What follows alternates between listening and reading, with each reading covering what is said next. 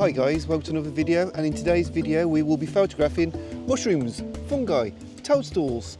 You get the idea. I've actually, as I was walking up the path then, I noticed this dead tree trunk here, and I think obviously the same with photographing any sort of nature, half the problem is knowing where things live. And I thought there might be a good chance there'll be some fungi growing on here, but I didn't expect to see this little pocket, which is really quite nice. Now I'm going to try and get a bit creative with my fungi and mushroom photography today, but I think this one we might keep quite relatively simple, simply because of some lovely golden brown colours behind these light mushrooms. So I think this could be a nice simple shot. So I set up the first shot, and it's quite a simple shot, as you can see, basically just of the mushrooms running inside the tree, taken with my Sigma 105mm macro lens so I can get nice and close. However, I think the light's a bit boring, so if you actually look at the shot there, you can see it's okay, it's all quite flat, it's quite diffuse, so it's not bad, but it's also not very creative. So to demonstrate what I mean, I'm just going to take this shot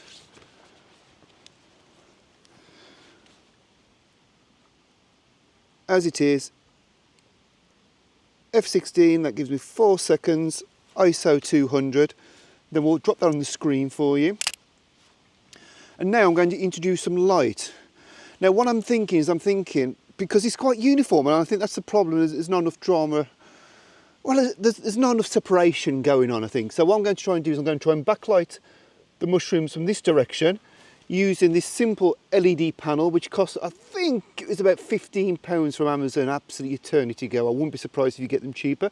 This is a Ulanzi one, but you know, there's plenty of other makes available.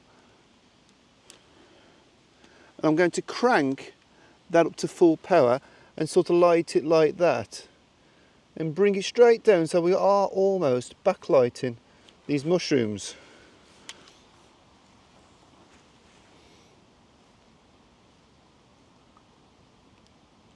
And now we're getting f16 1 second, so you can see what that's done. It has actually dramatically decreased the exposure required. And again, that looks really pleasant. However, what we have now is a problem that there's a lot in shadow here where there's no colour or any detail or anything going on. So what I'm going to do next is I'm going to get my reflector and use this, and I'm going to bounce light back in. Now I should be able to do this pretty much one-handed.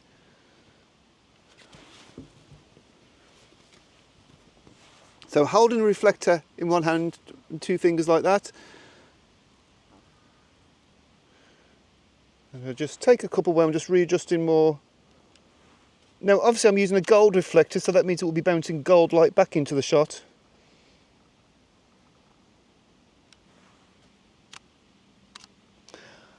And I'm going to take one more because I'm not sure if I was a little bit too, even though I think, because I can almost now control exactly where I want this lighting to be. So by keeping it quite parallel to the fungi, effectively I'm lighting the back of the fungi and all this patch, but everything else behind will fall into darkness. But I'm going to take a variety and just try the reflector just at a different angle. This is where it gets a bit more complicated because I need more hands. And I'll put the final shot up on the screen for you.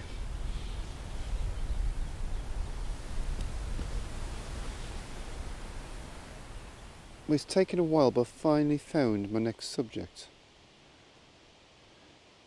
Now if I just show you to the back of the screen, you should hopefully see we've got those 3 mushrooms there, which have fallen, one's fallen down, one's broke, and the one's looks like it's about to fall down. Basically, I've got to try and achieve front to back sharpness here. So I'm going to focus bracket and stack starting here, and then I'm going to run probably, I don't know, 60, 70 shots. I may even go more, I may just overestimate, and then I'll use this. Basically, I'll use the stacks where it starts to come into focus, right on the edge of this mushroom and right on the edge of that one. That's the plan anyway. Now, as you've just seen, I've got some light going on again, and I'm just going to explain exactly what I'm doing with the light. Basically, this light here is illuminating the mushrooms from the side. this reflector here is blocking the sun from behind and also bouncing a bit of this golden light back onto the mushrooms. And finally I've fitted a polarizing filter on and dropped the exposure down so that we get this sort of effect. So I think that's pretty much the shot, and I'm just going to run the bracket. Right, so that was, honestly, that was super extreme. I really did not need that many bracketed shots at all. But what I'm just going to do now is I'm just going to go through them. I'm not sure how well you can see this, but essentially bottom mushrooms in focus, and as I cycle through you should gradually see that focus shifting straight to the back. I took way too many photos, to be honest, way too many. But you can see the front's now going out of focus.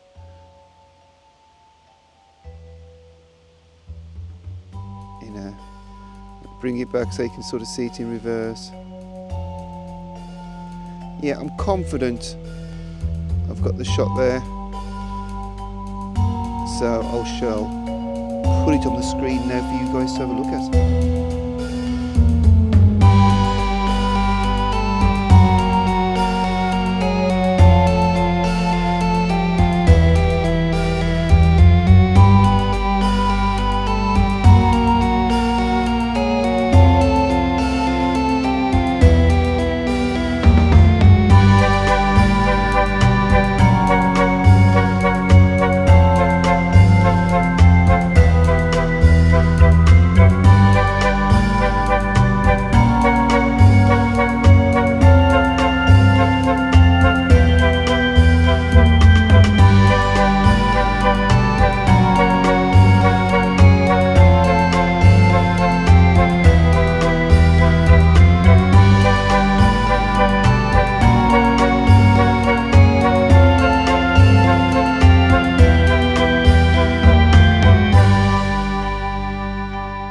Right, so I'm hoping that shot's turned out nice. It looked really nice, and I think as long as the stacking works together, it should be fine. So I think I've edged my bets on that one. I think we should be all good. So on the final shot, I just really want to try and demonstrate to you exactly what you can do just using a little small LED light. So what I've just done, I've just switched you to the live view on the camera so you can see what's happening. And basically that's the scene I've got in front of me. It's quite pleasant. It's a bit messy if I'm being honest.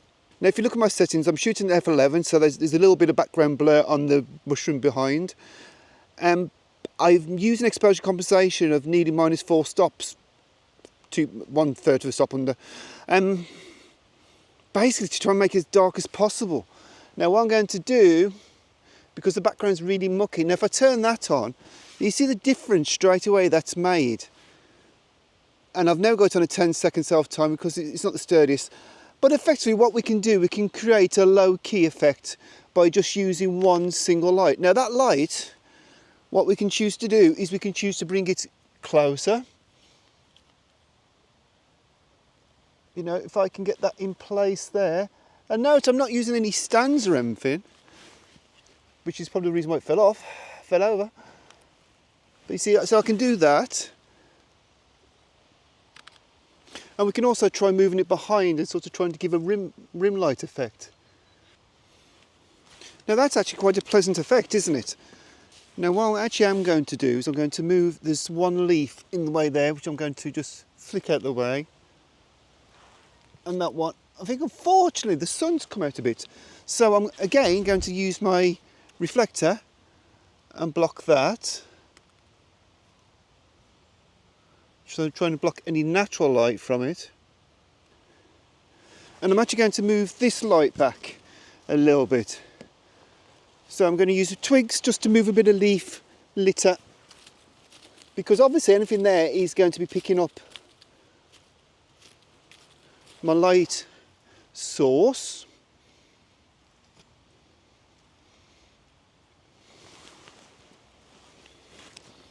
But maybe like that.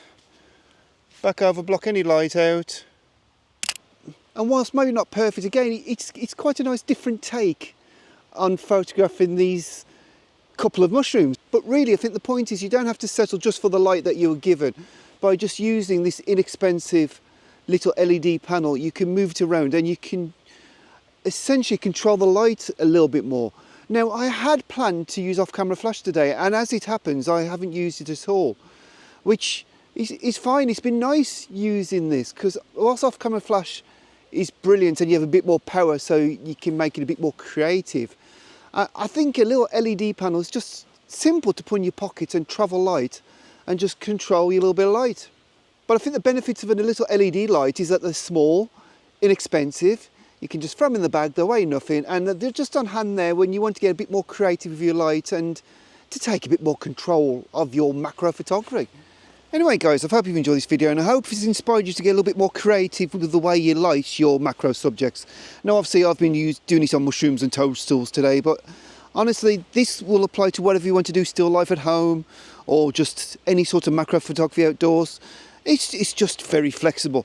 Anyway guys, if you've enjoyed this video, please give it a thumbs up, maybe subscribe to the channel if you haven't, and I'll see you again next week for another one. Thanks for watching.